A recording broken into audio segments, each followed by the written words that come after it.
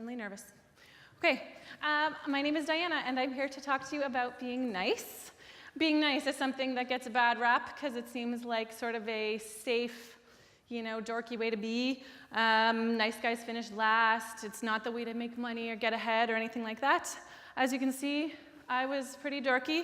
Still am, actually.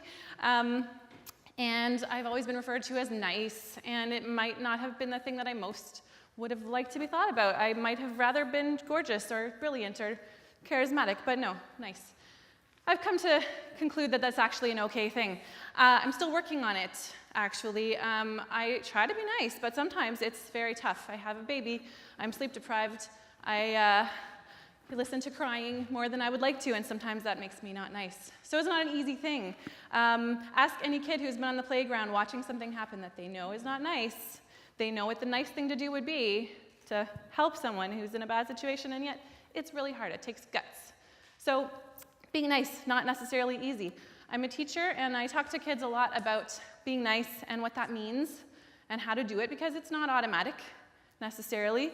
And you'd think that by the time we're adults, we'd have it down pat. We'd know how to be nice, no problem. However, I would say that perhaps we forget a little more than we should how to be nice. We forget our manners, and we take our bad day out on people, and we shoot the messenger, and we do it a lot, which is kind of surprising and a bit disconcerting when you spend time trying to teach people to be nice. I'd also like to say that I'm talking about the kind of niceness that does not involve being a doormat, does not involve getting walked on or tiptoeing around things or avoiding saying the thing that you think won't be nice. I'm talking about the kind of niceness that if you remember that people are people, it's not that hard to do. If you forget that people are people, it's easy to be not nice.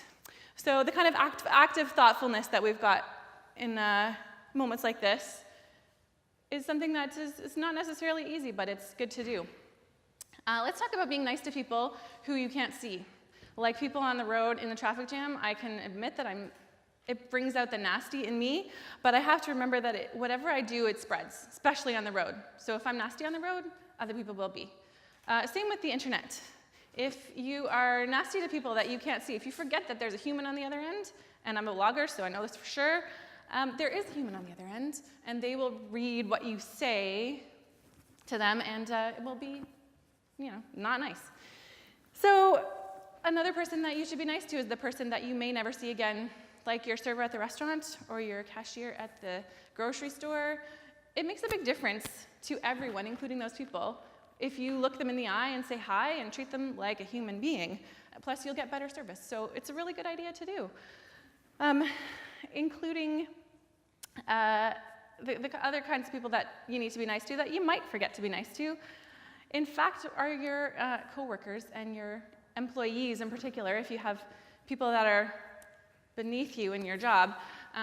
In my case, students, I have to be nice to them, even when they're not nice to me. It's important to remember how quickly a working environment can become toxic, because whatever you do, it's going to spread. It might seem like a no-brainer to be nice to your friends, but I find that sometimes we forget to listen as well as we could, and listening is one of those things that if you're there at the right moment, you can really rescue a friend. You can really turn their day around. Also your family.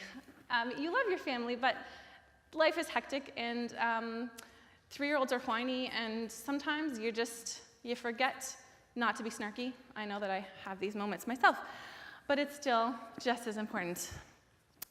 Recently, I was at a Tim Hortons in a lineup where I saw a girl who I think was probably about 13 drop her toonie in the slush grate by accident, and the guy in front of her handed her a toonie. He's like, "Oh, that was harsh luck."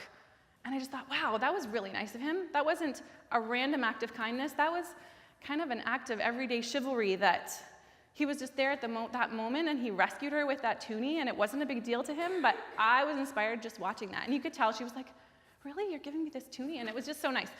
So I feel that if you're keeping in mind that people are people, it's actually not hard at all to practice unexpected, everyday, normal kind of chivalry that could really turn somebody's day around. You never know.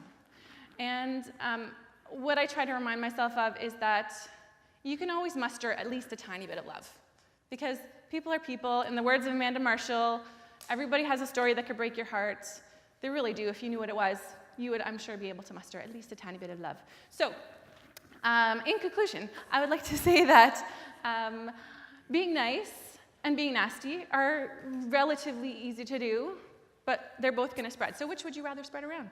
I think being nice is totally worth it, and it's also even a little bit sexy. Thank you.